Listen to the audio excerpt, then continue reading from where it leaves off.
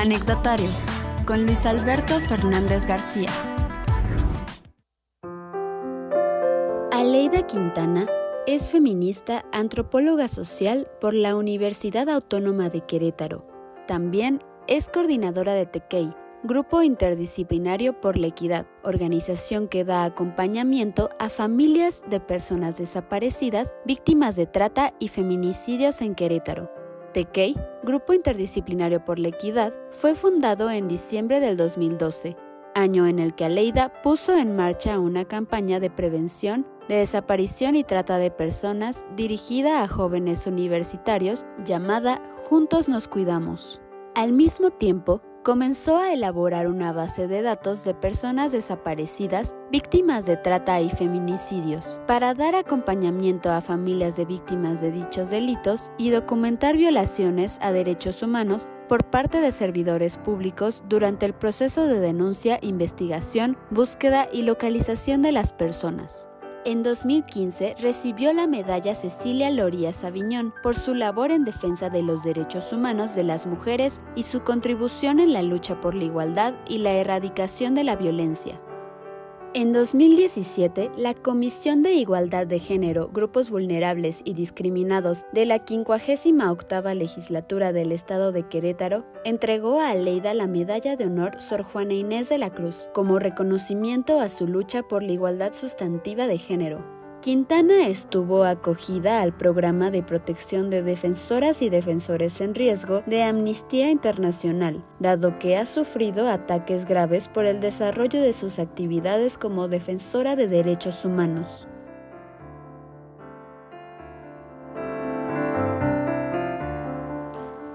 Hola, bienvenidas, bienvenidos todos y todas a este anecdotario. Ahora, pues, bajo las circunstancias actuales, nosotros estamos en los estudios de TV UAC y nuestra invitada, que nos honra mucho tenerla, aunque sea a distancia, es Aleida Quintana, una activista que, a pesar de que tiene pocos años en este mundo, tiene muchos luchando contra la desaparición de personas, en particular de mujeres. Bienvenida, Aleida, ¿cómo te va? Aleida, ¿cómo te va? Hola, buenas tardes. Muchas gracias por la invitación. Nos honra mucho y que nos ayudes a, pues en este momento no solo a luchar contra esta, pues otra epidemia, sino también a darla a conocer, a involucrar a más personas con su voluntad y quizá algunas con su lucha. También con la misma causa que tú. Dinos si nos describes tu lucha y también empezando en los aspectos cuantitativos, ¿qué tan grave es el problema que nos aqueja? Bueno, pues, ¿qué tan grave es el problema en México? Me parece que es muy grave. Recientemente se dieron a conocer las cifras oficiales que hablan de cerca de 80,000 desaparecidos en todo el país. Sin embargo, de acuerdo a la experiencia que yo tuve en la documentación de casos de desaparición para el estado de Querétaro, creo que el documentar y saber cuántos casos en realidad hay es complejo, porque México carece de una base de datos confiable, depende mucho de las fiscalías estatales, y las fiscalías estatales o no están tipificando el delito como tal o no actualizan sus bases de datos. Entonces, esta primera cifra que brinda el gobierno federal carece también de transparencia, ¿no? En base al modo de trabajo de las fiscalías locales. En la experiencia que tuve con el estado de Querétaro, bueno, pues yo comencé a elaborar bases de datos en 2013 de personas desaparecidas. Lo que yo hacía como un mecanismo para dar con los datos era meterme en la página oficial de la Fiscalía, y ellos tienen un área en donde suben fichas, publican fichas de media afiliación de personas que fueron reportadas como desaparecidas en Querétaro. Entonces yo empecé a bajar esa información a un Excel, y el primer año en Querétaro documenté 143 personas desaparecidas, eso en 2013. Pero se empezaron a acercar a mi familia y yo me pude dar cuenta que había personas que estaban reportadas como desaparecidas y que la Fiscalía nunca publicaba su ficha de media afiliación. Entonces, los datos que yo empecé a obtener por parte de esta metodología para la base de datos, pues también carecía o tenía un sesgo pues en la información, ¿no? En 2014, en base a esta metodología, documenté 177 personas desaparecidas. En 2015, 407 personas desaparecidas. En 2016, 629 personas desaparecidas. Y entre el 2017 y 2018, más de 800 personas desaparecidas en ese año. Y bueno, lo que yo comenzaba a documentar a través de estar vigilando la página de la Fiscalía es que había fichas de niñas, por ejemplo, desaparecidas, que eran publicadas en la base de datos de mujeres adultas desaparecidas.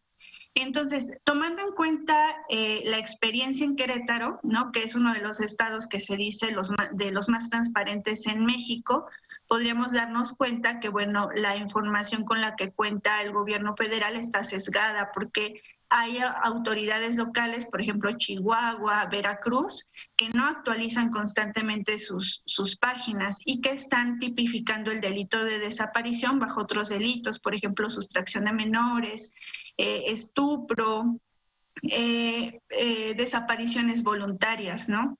Entonces, para mí la situación en relación a la desaparición en México es una problemática grave, es una problemática que hasta recientemente se ve vinculada a otros delitos, como el secuestro, la trata de personas, los feminicidios y la trata de personas para sus múltiples fines, ¿no? Es un fenómeno complejo y que hasta en los últimos años se ha trabajado de manera integral y sobre todo tomando en cuenta las necesidades de las víctimas. Entonces, Aleida, si hay una cifra de 70 y tantos mil, casi 80,000 desaparecidos en el país, con unos aumentos anuales muy grandes, debemos presumir que son más. Ahora, antes de hablar de los desaparecidos, y volviendo a tu experiencia, ¿por qué crees que las autoridades en general, no sé, ahora nos dirás si el gobierno federal ha cambiado, ¿por qué siempre tienden a decir que es menos? ¿Por qué les gusta decir no es para tanto, cuando sí es para tanto? Sí. Pues yo creo que tiene que ver con mantener una imagen del no pasa nada. Creo que eso es básico. Para el estado de Querétaro, en mi experiencia, en 2014, en 2013 y 2015 fui citada por funcionarios públicos del gobierno del estado, específicamente del Observatorio Ciudadano de Seguridad Pública del estado, del procurador y del secretario de gobierno. Con diferentes palabras, lo que me dijeron en ese entonces, que era con una forma intimidatoria, era que yo no podía decir cifras de personas desaparecidas porque lo que yo estaba evitando era que hubiera inversión en el Estado. Ellos argumentaban que al decir cifras la gente se iba a espantar, que los empresarios iban a ir del Estado, ¿no? Y esta forma de intimidar era muy sutil, ¿no? Porque no fue la primera vez que lo hicieron. Yo era todavía estudiante de la Universidad Autónoma de Querétaro, sin mucha experiencia en el tema político, ¿no? Solamente tenía como el interés como genuino de que no sigan desapareciendo mujeres. Después me di cuenta que también había hombres desaparecidos y que en la mayoría eran niñas y mujeres adultos desaparecidos en el estado de Querétaro, ¿no? Entonces me empiezan a citar estos funcionarios y esa experiencia que yo tengo, o sea, una negativa a decir que había desaparecidos. El argumento en ese momento fue no va a haber inversión en el Estado y como me lo manejaron era, bueno, no va a haber dinero en el Estado, entonces va a haber más pobres y por lo regular me lo dijo sobre todo el del Observatorio Ciudadano de Seguridad Pública. Dijo, no va a haber dinero, no va a haber inversión, no va a haber trabajo y por lo tanto va a haber más pobres. Y tú sabes que quienes están llevando a las niñas son los propios padres que venden a sus hijas, ¿no? O sea, en un tema de querer normalizar una violencia y querer deslegitimar una violencia vinculada al crimen organizado en Querétaro, ¿no? Argumentando que los padres eran quienes vendían a sus hijas, pero bajo el argumento de que si se seguía diciendo y hablando del tema, se impedía la inversión en el Estado. Creo que por un lado es eso y por otro lado es la imagen que se tiene a nivel nacional. Creo que tiene que ver mucho también con una imagen partidista, ¿no? Con una imagen en donde se tienen las mejores estrategias de seguridad, que es como se ha vendido el Estado de Querétaro o el gobierno del Estado de Querétaro. Entonces creo que se vinculan muchos intereses económicos y políticos. Hacer la aclaración, Aleida, para nuestro auditorio, que el Consejo Ciudadano de Seguridad del Estado no es ciudadano, es empleado del gobierno y nombrado por el gobierno, no es... Entonces, el nombre se presta a pensar lo que no es. Y Aleida, ya que te has adentrado más, por lo menos para Querétaro, no sé qué tanto podemos generalizarlo al país, ¿hay perfiles predominantes de género, de sexo, de edad, etcétera? Bueno, en lo que yo pude documentar fue... Me refiero a... en el caso de mujeres, en su mayoría desaparecen menores, ¿no? Niñas, entre los 7 y los 17 años de edad. En su mayoría están entre los 14 y los 17 años. El método de enganche que están utilizando sobre todo es el enamoramiento. Ahí en ese método de enganche yo vi una transformación en cómo estaban operando los grupos delictivos. En 2013, cuando inicié con el trabajo, el enamoramiento por lo regular era más en persona. Encontrábamos a niñas que eran enamoradas afuera de sus escuelas o mujeres, incluso jóvenes, afuera de sus trabajos o cerca de sus domicilios. Sin embargo, conforme fueron pasando el tiempo, sobre todo de 2016 a la fecha, el método más utilizado es a través de redes sociales.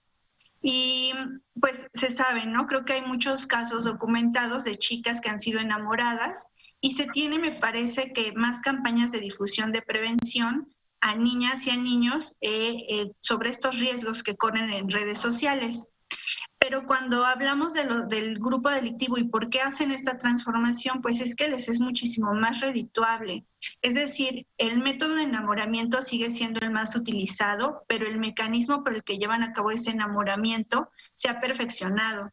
Y además los coloca en una situación de menos vulnerabilidad a los grupos delictivos porque dejan menos rastro del momento de desaparición y el momento de traslado de las niñas, ¿no? Además de que les implica un menor costo o un menor coste en el tema de enamoramiento, lo que antes implicaba regalarle cosas a la niña, pues ahora no, ¿no? Ahora encontramos que es a través de la manipulación y que, bueno, las niñas incluso aportan el dinero para su traslado. Encontramos a chicas que incluso toman dinero de sus padres o ahorran durante meses para salir de casa e irse a encontrar con estos hombres que las están enamorando, ¿no? Entonces dejan muchísimo menos rastro, están más protegidas las redes criminales a través del uso de las plataformas de internet y más expuestas las niñas.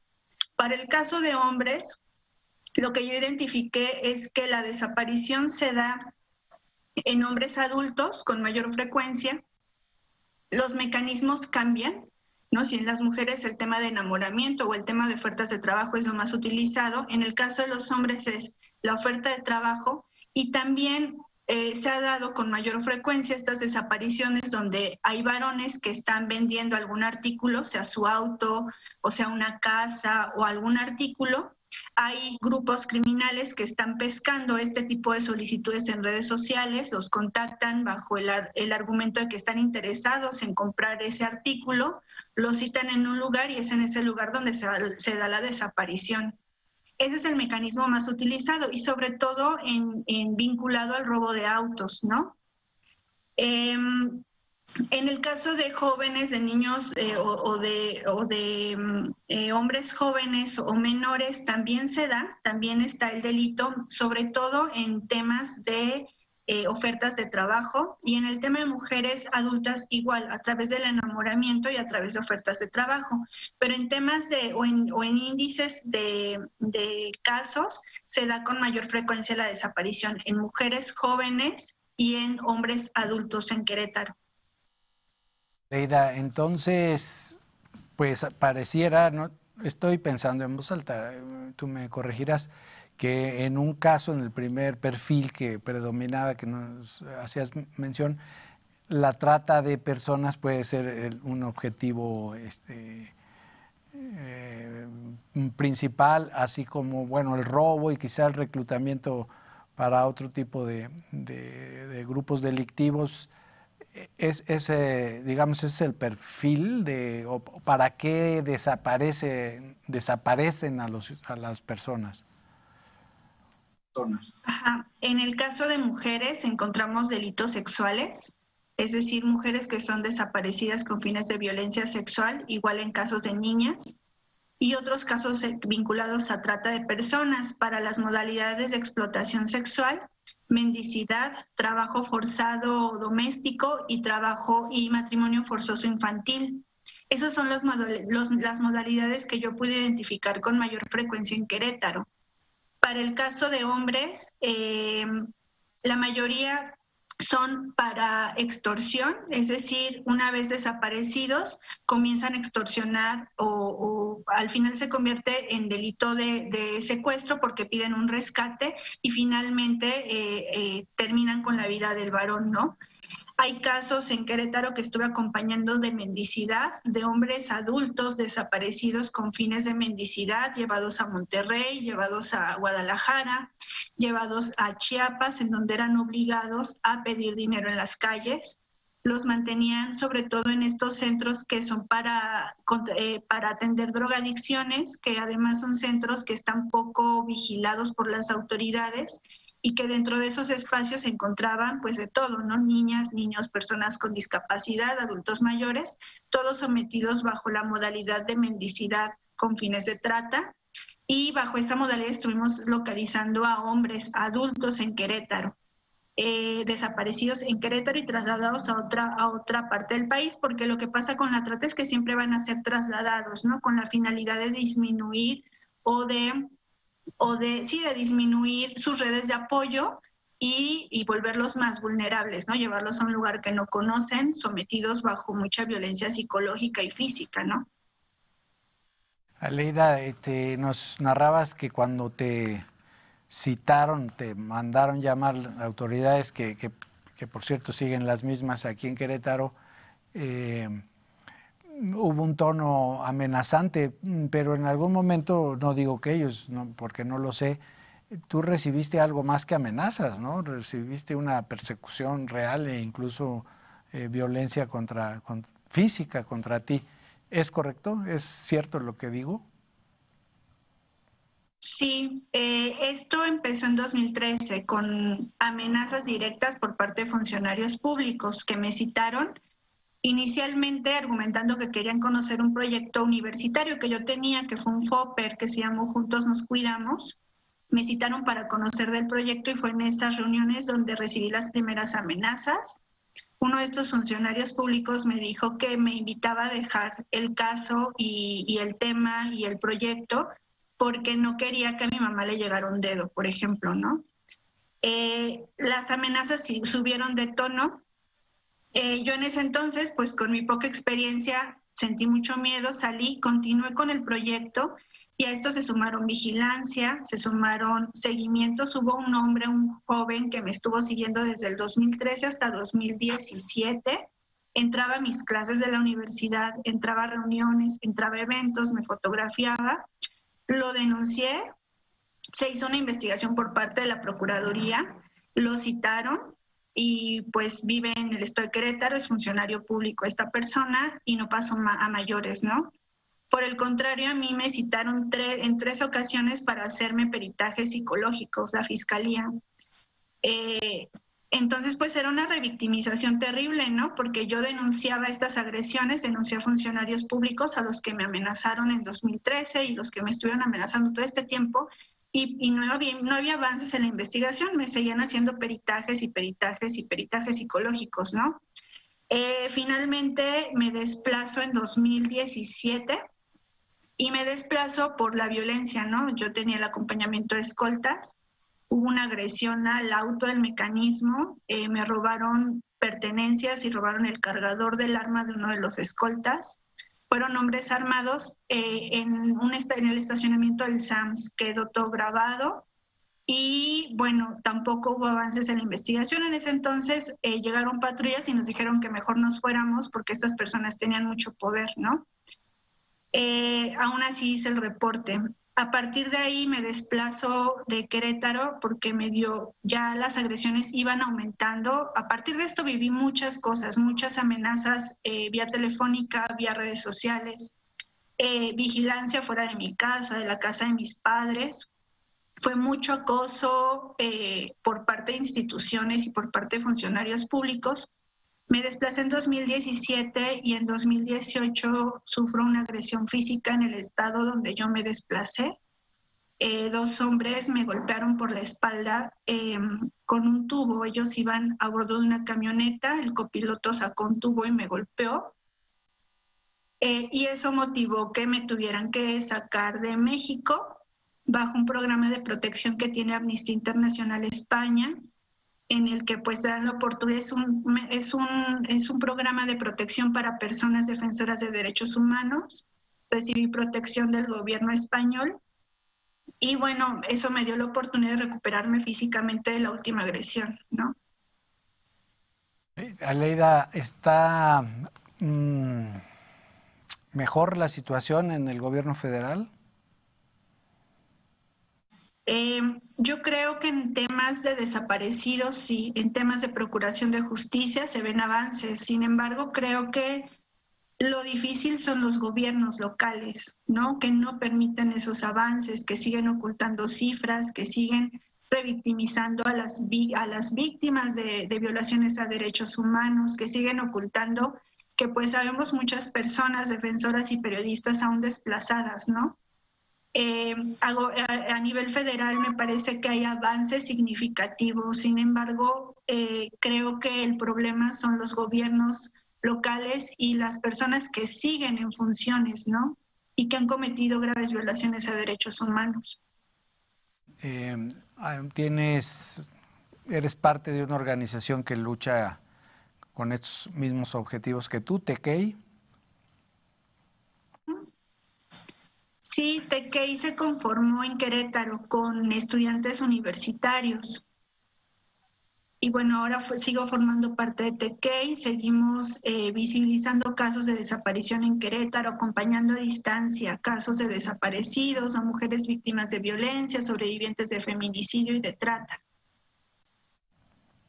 Pues Aleida, muchas gracias por tu trabajo que haces, que nos sirve a todos los demás. Ojalá y pues al menos seamos conscientes de la situación. Solo te pido un dato antes de despedirte. ¿En cuántas personas desaparecidas estimas que hay en Querétaro hoy, más o menos? Híjole, pues no sé, lo que yo identifiqué el último año, porque en este momento seguimos actualizando las bases de datos de TECEI. El desplazamiento que viví y violencias que vivieron otros integrantes del grupo mermaron mucho nuestra actividad, ¿no? Que son unas de las consecuencias de la violencia que estuvimos viviendo por parte del gobierno del Estado y que evitan que podamos dar seguimiento a casos, ¿no? Y al final que haya transparencia y al final que se documenten violaciones a derechos humanos. Es decir, esta violencia impactó muy gravemente nuestra labor.